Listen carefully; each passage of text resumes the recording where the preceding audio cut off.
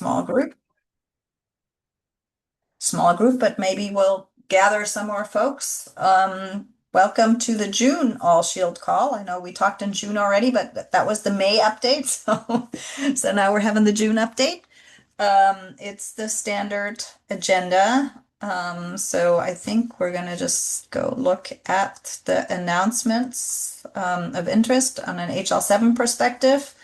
The Livet Fire catalog is probably maybe coming in July, maybe in August. But the Fire IG has been published, so providing the link for that. We're still doing some ballot reconciliation and getting ready for the next ballot round for the Fire R6 core. And we have not really started on LRI ballot reconciliation, but that's up next. Any other things we should mention from an HL7 perspective? Will Livid Fire ballot reconciliation occur before LRI or like since it's older or not necessarily? You mean that I think we're done with the reconciliation. I think we just have to Or I apply should the say to finish tickets. up, yeah, the ticket, sorry. Yeah. And that's the committers doing that. So it depends on the time they have. If there are any questions out of the QA, then yeah, we will do that before LRI Okay, ballot. okay, I was just curious. Yeah. Any other HL7 things? Okay, then others. So the CLSI Auto 16 second edition, so that's the LAW update, was published in June. So that's to the latest IHE version, but we are working through a couple more CPs, so then the CLSI document eventually will need updating. And then Isa can correct me if I'm wrong, but the next planned LUNC release is August, right? Yes. Hi, Okay, Ricky.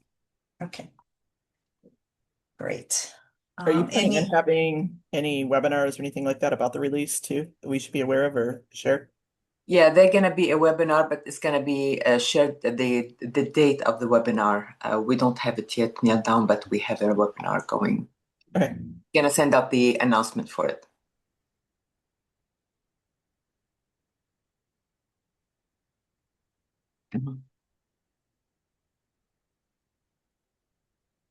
Okay, any other announcements that people think Shield folks want to know about, should know about?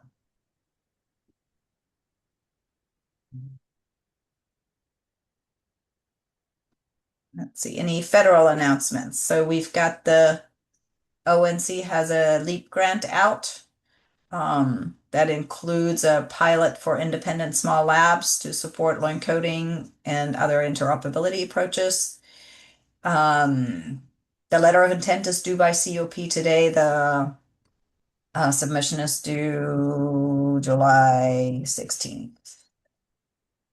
So in case people weren't aware of that, we thought we should mention that. Any other federal announcements?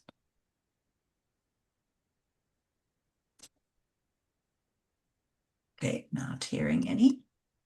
Upcoming meetings, we've got ASCLS going on right now in St. Louis, and then we've got the HL7 working group meeting in Bethesda. Any other ones we want to point out between July and September?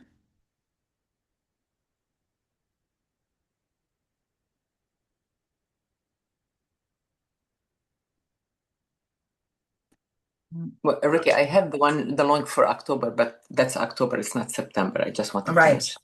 Yeah. I mean, I can put that in there too, but it's quite a bit Yeah. out. 6th to 6th 9th. through the 9th, yeah. Yes.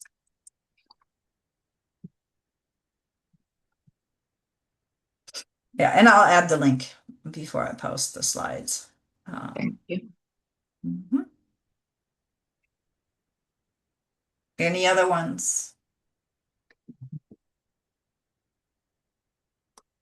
If not, put anything else you can think of in the chat. So we're talking about, the steering committee's talking about and I'm gonna put this in the chat for folks to click on and fill out if you haven't already. Um, we're talking about trying to do an in-person meeting of Shield, and allow virtual attendance, of course, overlapping with the HL7 meeting in Bethesda, hoping that because some of the federal partners are, more local to that area, they might be able to attend in person. Um, and so I created a RSVP form link just to kind of get an idea of who might be able to participate in person and on what dates. So one option was using a Q5 and or Q6 at the HL7 venue, because then people don't need to register for the day to attend just that quarter. Um, and then the other choices, and I don't know why I didn't think about that earlier, but APHL has their headquarters in Bethesda. So I'm trying to figure out if we have meeting room space, but I'm trying to figure out if there's anything open. But that's, another possibility. So just filling out the form to give us an idea of how many people might be there in person and what day might be the best for the majority to get together. And then there's also a place on the form that has notes. And so if you have suggestions for how long the meeting should be, or how potential agenda items, things like that. So these are some of the potential agenda items that were suggested. I think obviously we probably won't be able to do all of it. I think from the people that have filled it out so far, because I sent this out to the All Shield list probably 2 weeks ago now. There were some suggestions of maybe 2 to 4 hours, so I don't think it's going to be like a whole 8 hour meeting, which we would need for all of these agenda items. But kind of trying to figure out, which ones of these to focus on might be a good idea. So I'm going to give you guys some time to read and um,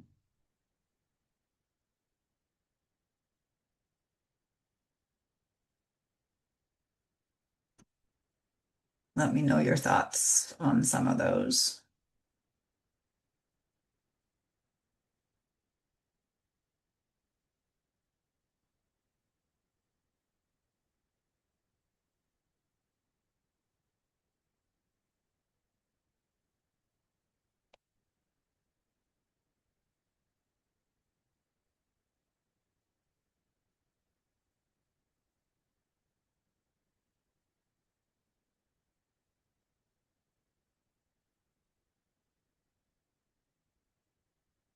I mean, we can also come back to this if people want to digest this, and maybe we just go through the rest of the slides and then come back to these agenda items if there's any one or two topics that people think we should definitely discuss face to face. I would be, So Yeah.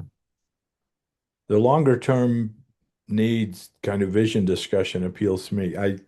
And this, yeah, and I'm just a broken record, but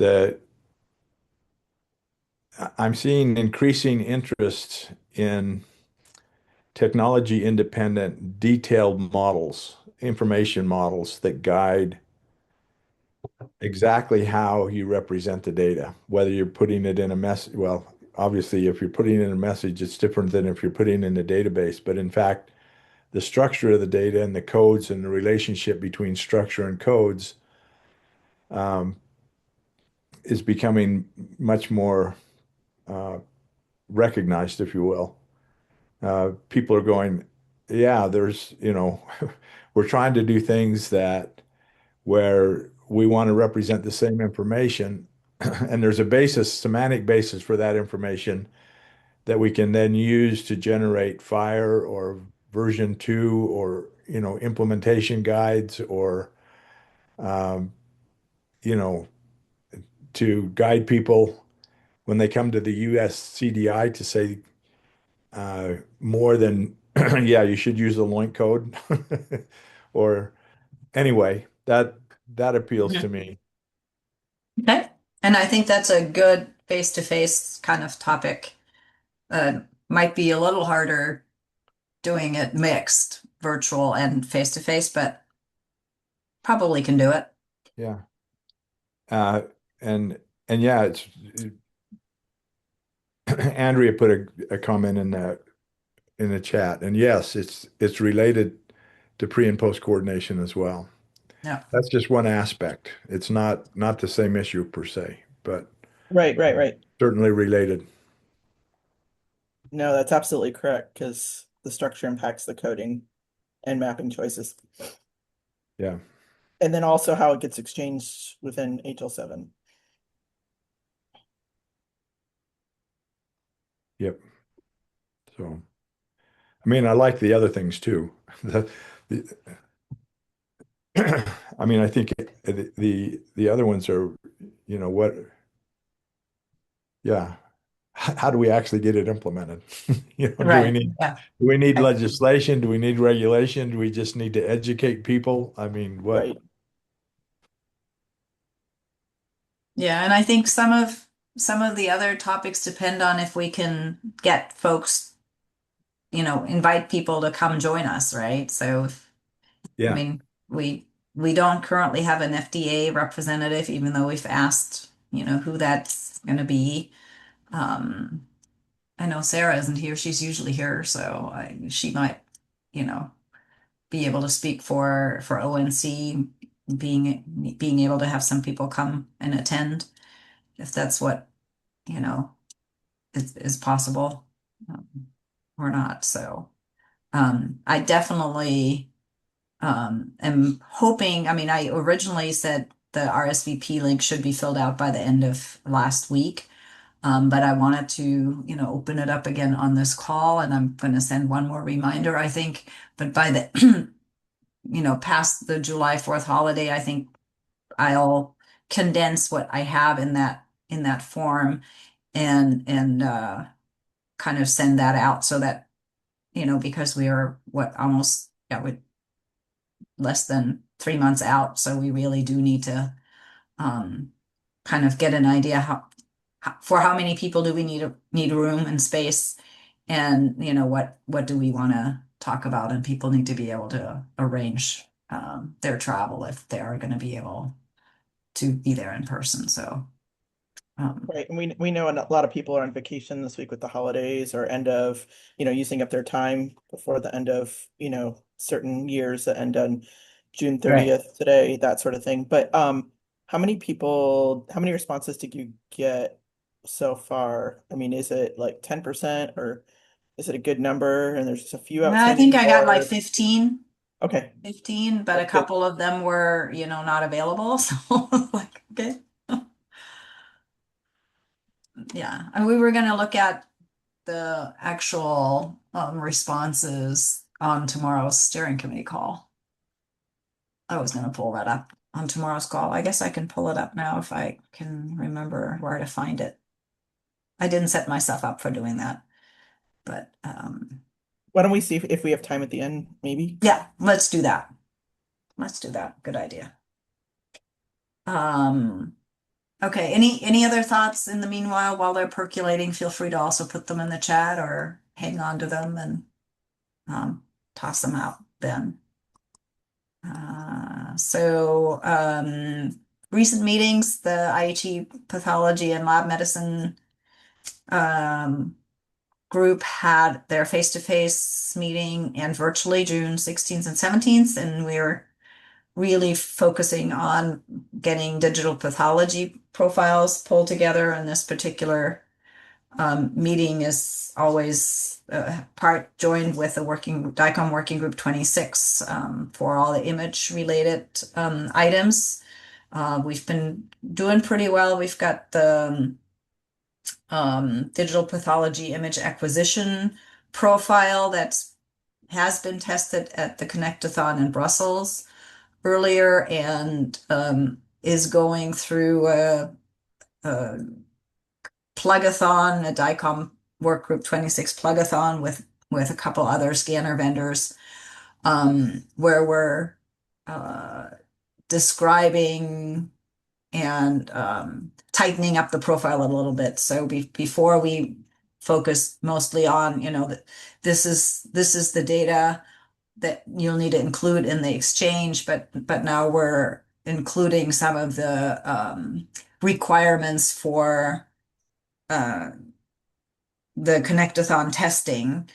So for example, what kind of pyramids they need to use in the images at minimum, and what contrast and stuff. It's a little over what I know. So but we spent quite a bit of time on that. And then we're also working on a performance monitoring workflow, V2 based IG. So that is for proficiency testing organizations, for example, to get the data, get the order in electronically, get the data back electronically. So it's covering ordering and result reporting.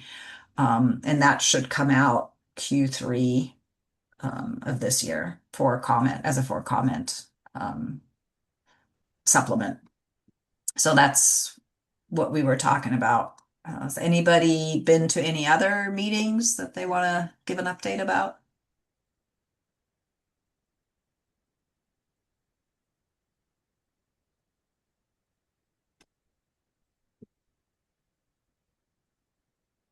Okay.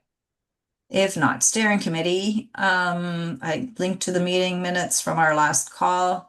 We're still working on the Vision 2030 paper. We're really trying to tighten that up. We're going to use probably the open topic or the special topic call in July to get a little bit more work done on that, and then re-invite Zerg from the IICC to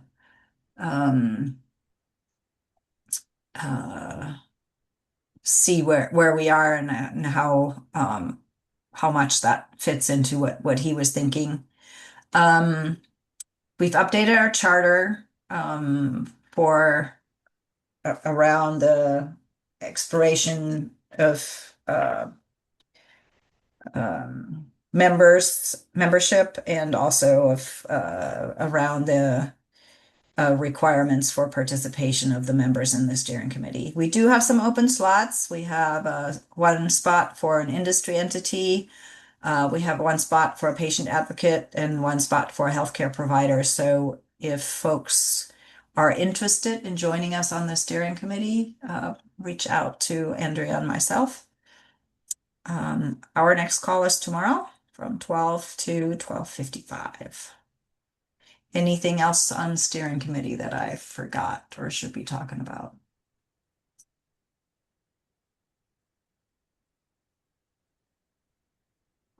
If not, we're going to skip past the IVD Data Hub work group because that's on hold. We won't pick it up until we get FDA back.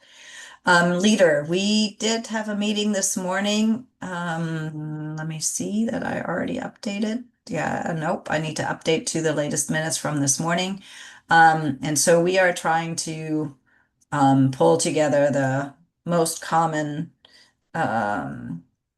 tests that are being performed based on a couple of things, those that are listed under the top 100 loin codes, those that are part of the CAP proficiency test offering, and those that CMS spends the highest budget on annually without the super expensive tests. So the ones that are relatively inexpensive, but still a high budget amount, mean a lot of them are getting done.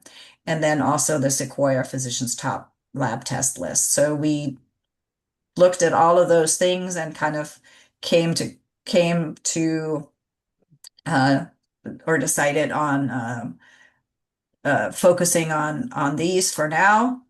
And it's really difficult to get the data about the manufacturers for each of these tests and get the UDIs and things like that, because the FDA, the way to get at the FDA data is very work intensive. So this morning we had a conversation, and we're going to focus on just pulling together the most appropriate loin codes for these common tests to start out with, and then try to see if we can somehow make it easier to get information about the manufacturers so that we can fill in Libet files. But basically start with the Libet files without them being manufacturer specific for the common tests, and go from there. And then we're also working on the best way to represent the UDI in data exchange, where it's using HL7 within the lab, so from instrument to the LIS, and then from with and outside of the lab from the LIS to other places. So, and there our next call is the 14th of July. Anything I missed on leader?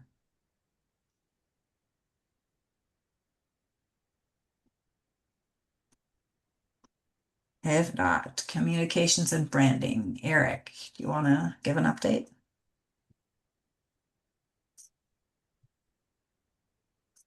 Yes, sure. I don't really have too much. I know we did have to cancel our meeting last week due to lack of availability. And I believe the last update we really had was just we had done a review of some presentation opportunities.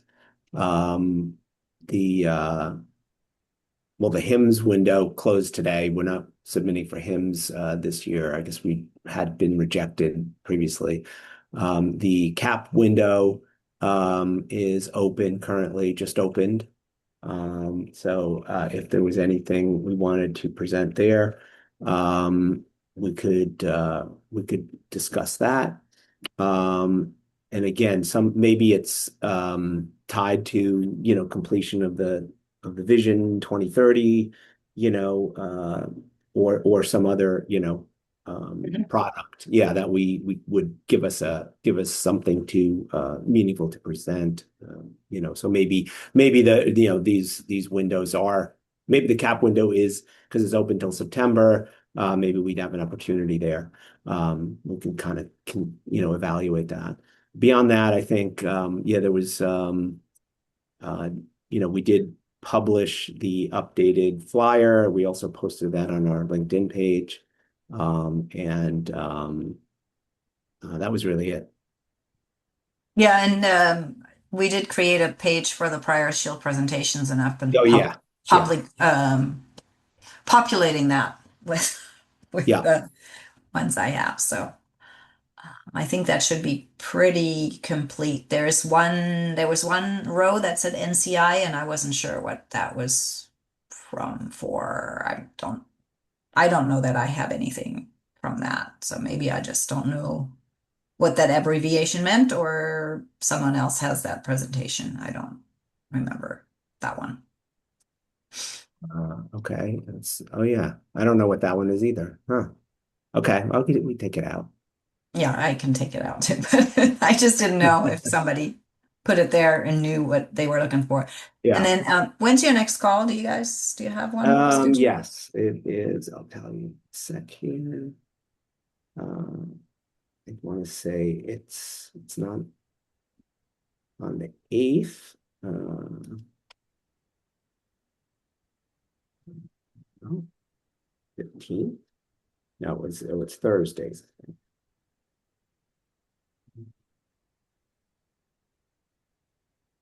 Huh. I'm not Did the meeting series expire by chance? Could be.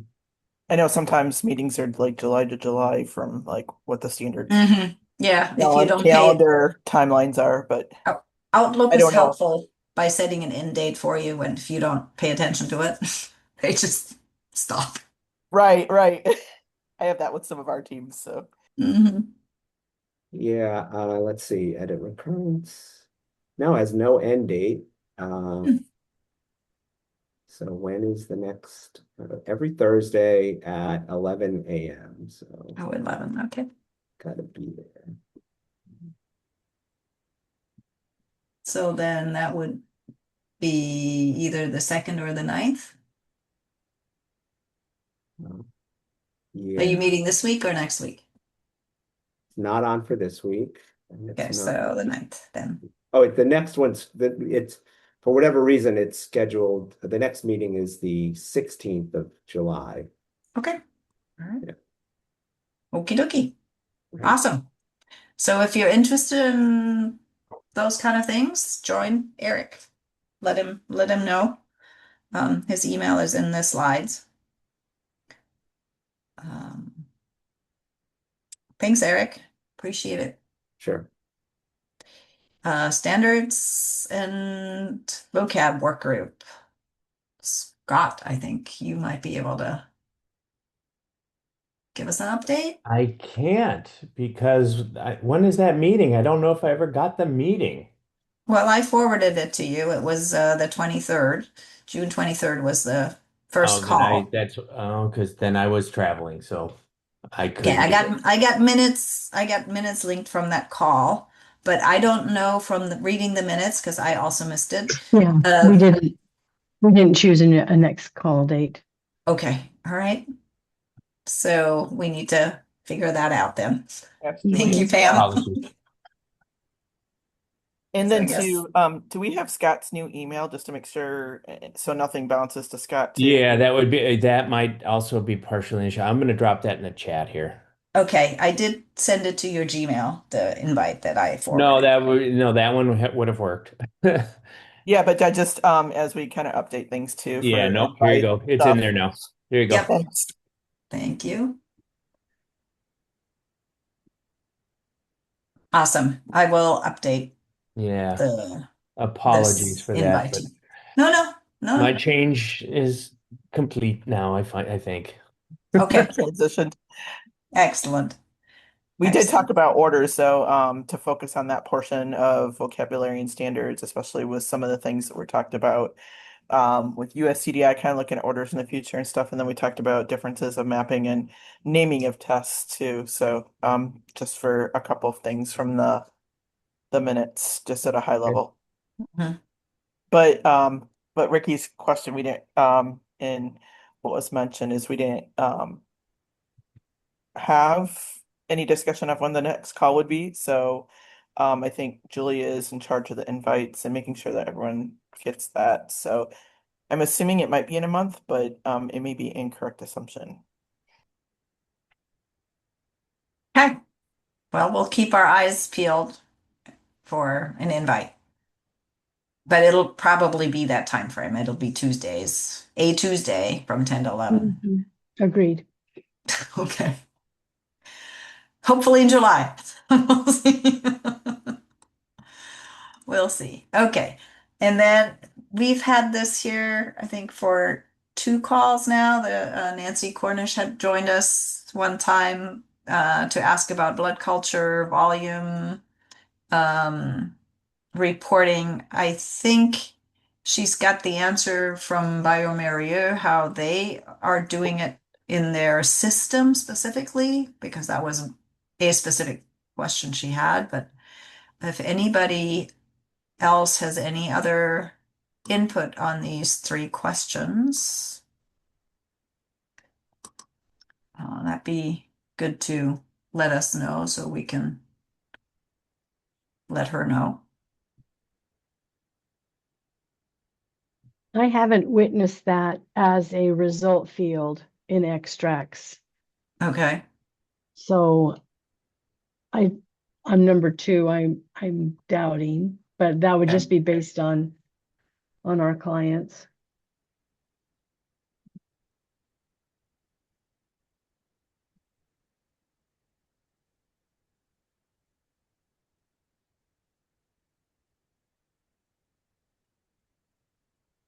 Okay.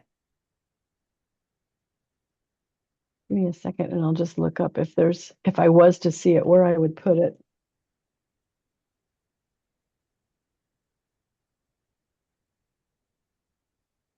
There is a blood removed from patient volume. I'll put this in the chat. I'm just thinking aloud. This is probably not healthy, so I'll just Yeah, no, keep it's good. seeing it over in the corner. It's good. It's good. Um,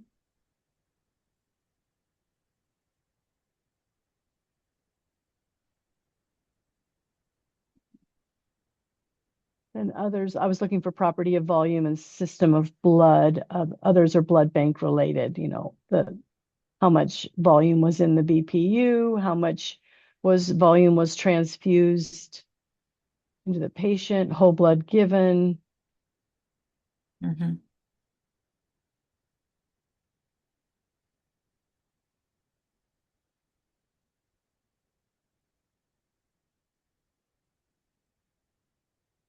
Yep, I'm going through this. They said there were 1,836 blood with volume combination, but a lot of them are cell markers, and the volume is coming through with numeric concentrations Mhm. because of per microliter. Hang on, I take out minus NCNC.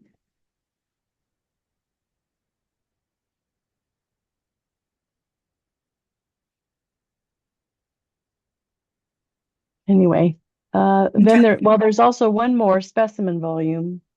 Mhm. You might have already seen that one.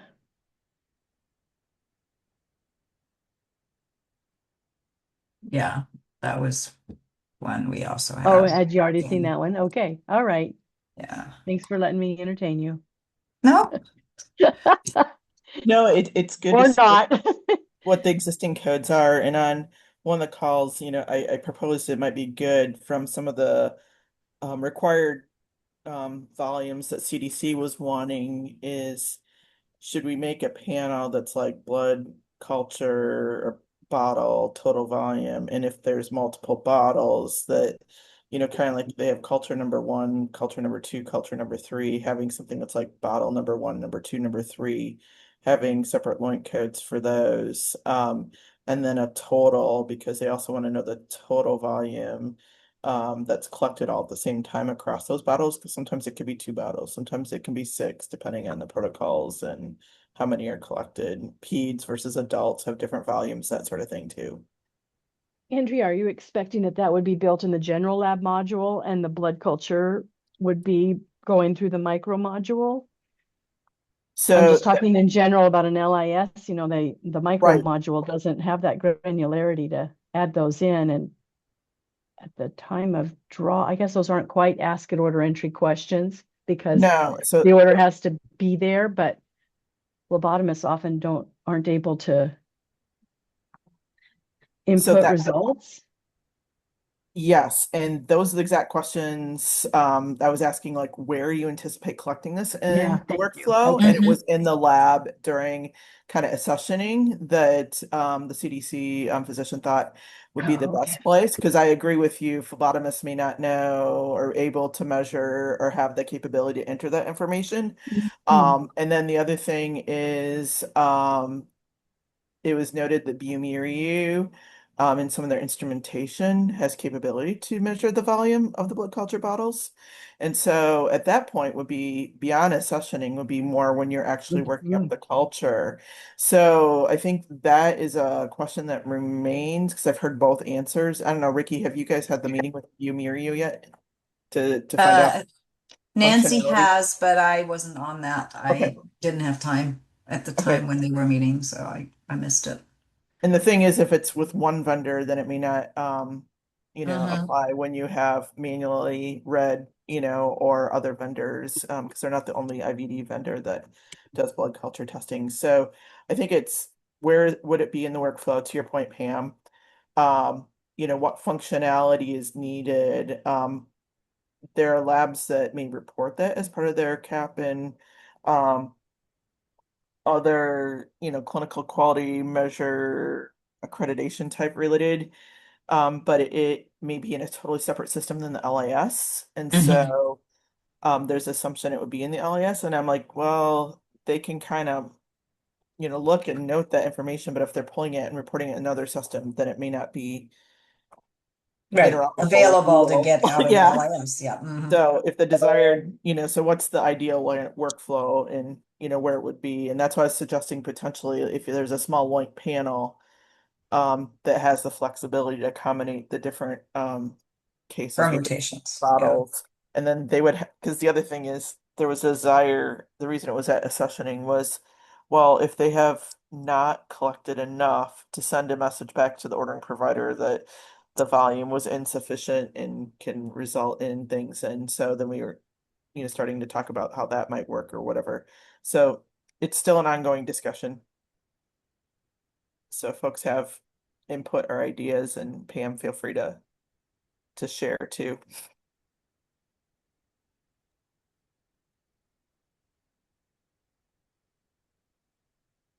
Okay, any other topics?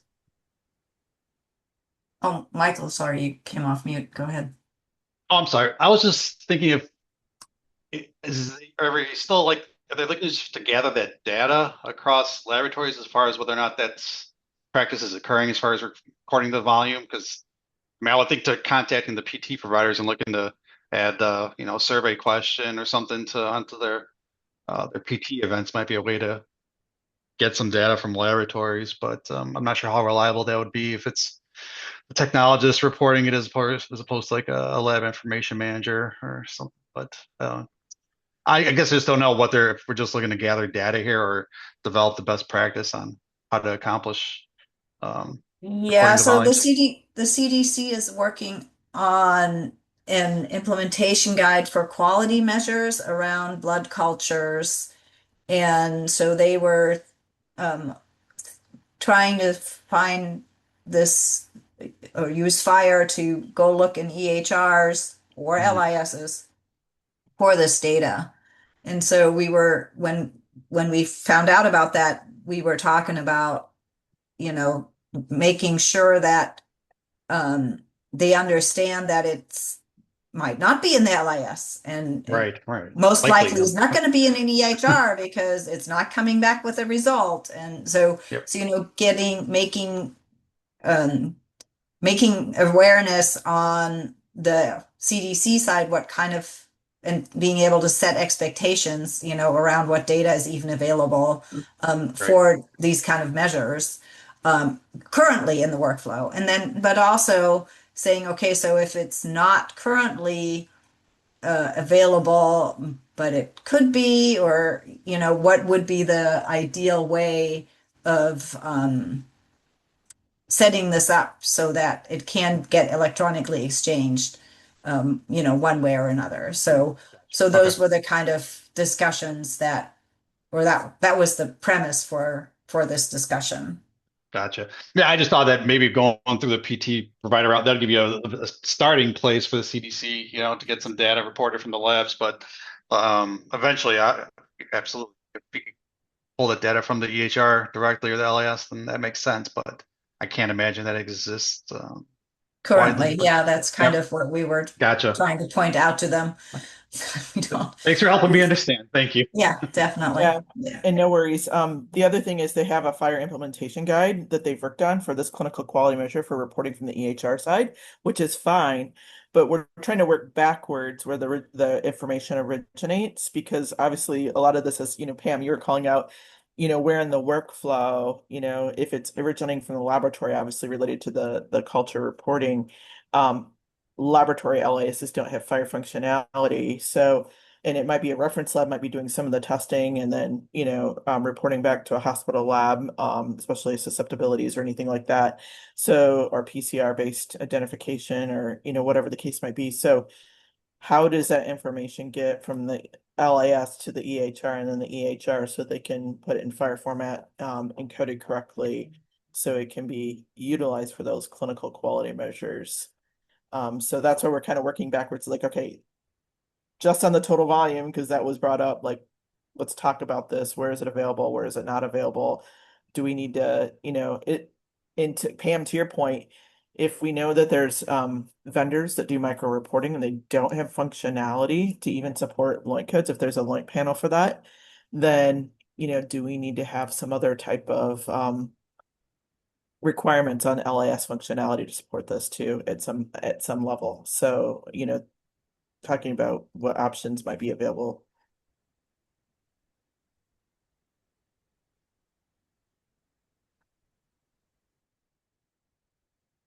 Okay, any other topics people want to discuss in the last 10 minutes?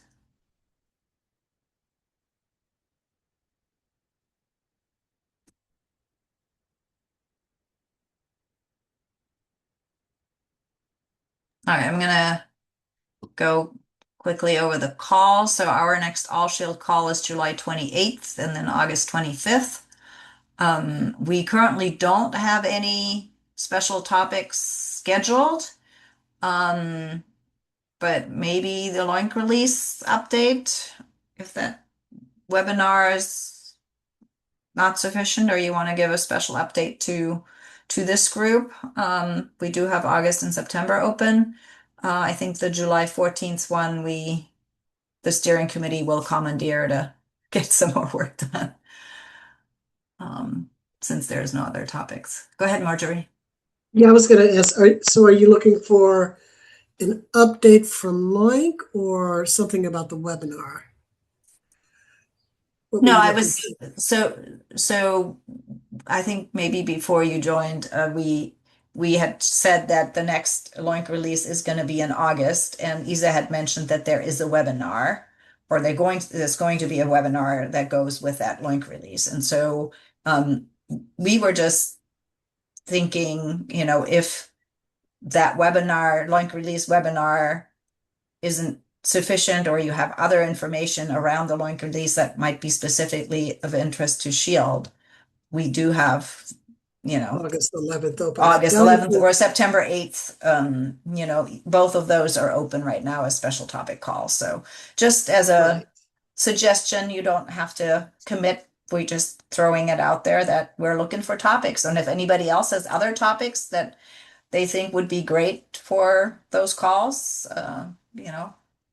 definitely open to anything. I mean, Karima, if you want to give an update on how it's going in England, welcome to pick any of those too.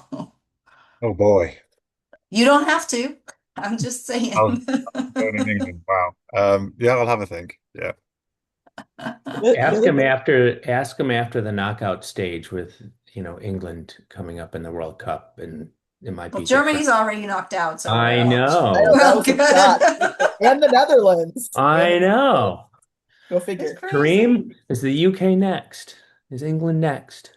Stop Well, prodding, there Scott. definitely will I'm be people trying to next. stay calm. It's the evening over here. Keep calm and carry on. Oh my goodness. God's not helping. Sorry. No, but for the topic calls too, since there's a number of LOINC presentations that are related to lab that were just posted, and thank you, Isa, for mentioning the upcoming LOINC meeting.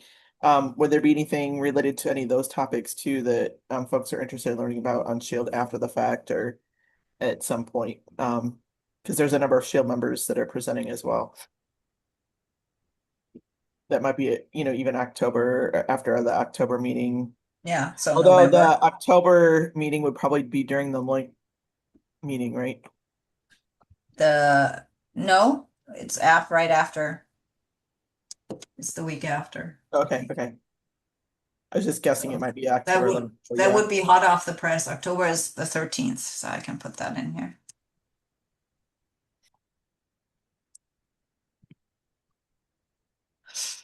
So they're all open so far. I'll put the November one in here too, so we don't need to think about it. 10th.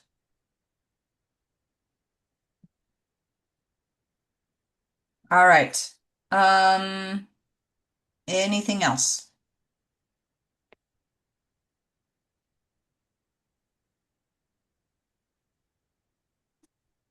If not, and you haven't filled out the RSVP form, it's still in the chat. If you joined later, I'll just put it in the chat one more time. So if you haven't filled out whether or not you, oops, that's not what I meant to copy and put in the chat a second time. And that's right, I can't copy from the chat. I have to copy from here. Where is it? This one. So And if did you you want haven't, to talk about this more too, or in the remaining time, or not? yeah, today? we could. We've got 5 minutes. It's up to folks what they want to do. Right. I can leave it here. But if you haven't filled out the RSVP form for our face-to-face potential, please fill it out. And we will do virtual, so even if you can't be there in person, but you could attend during any of those days and would like to, let us know. And Yep, thanks for Vir- pointing that out. I hadn't filled it out the first time because I couldn't be in person, but I just completed it, so. okay, yeah, For virtual. virtual works too, yes.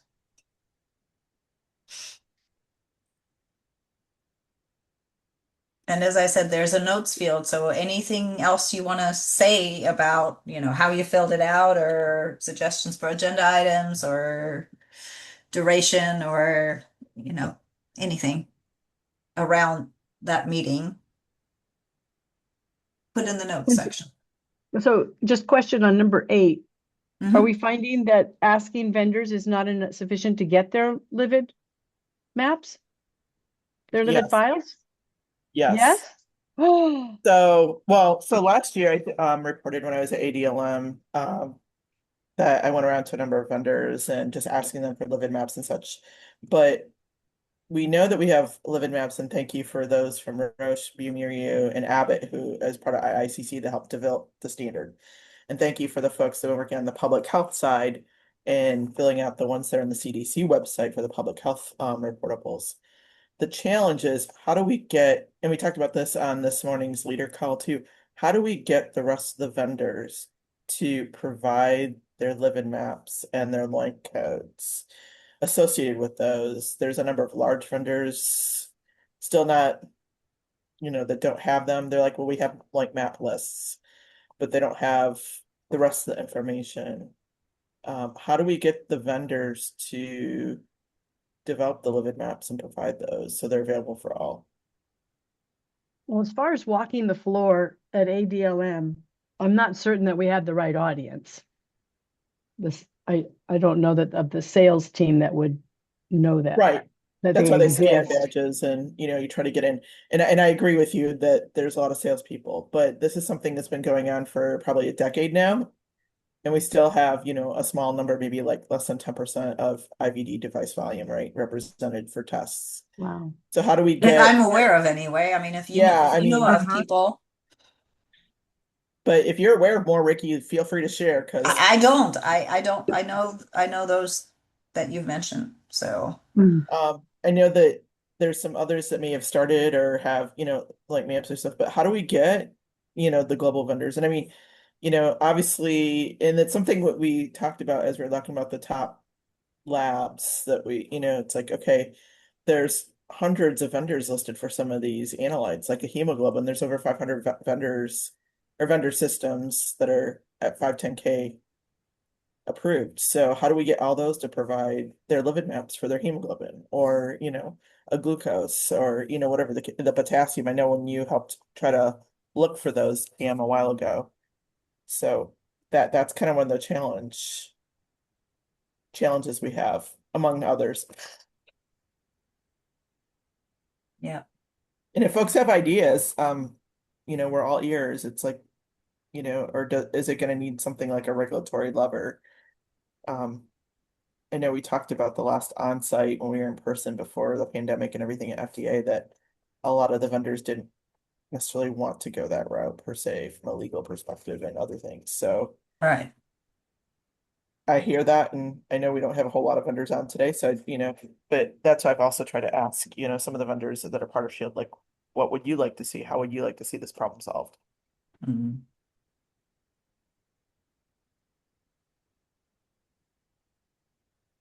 Yeah. All right. I'm going to give everybody at least a minute before the next call. So thank you guys. Talk to you guys again. Our next call is July 28th, but if you're on the steering committee, I'll talk to you tomorrow. If you're in any of the other work groups, I'll talk to you guys then. Have a good one. Happy Thanks, holidays. Ricky. Good. Bye, all. Bye. Bye.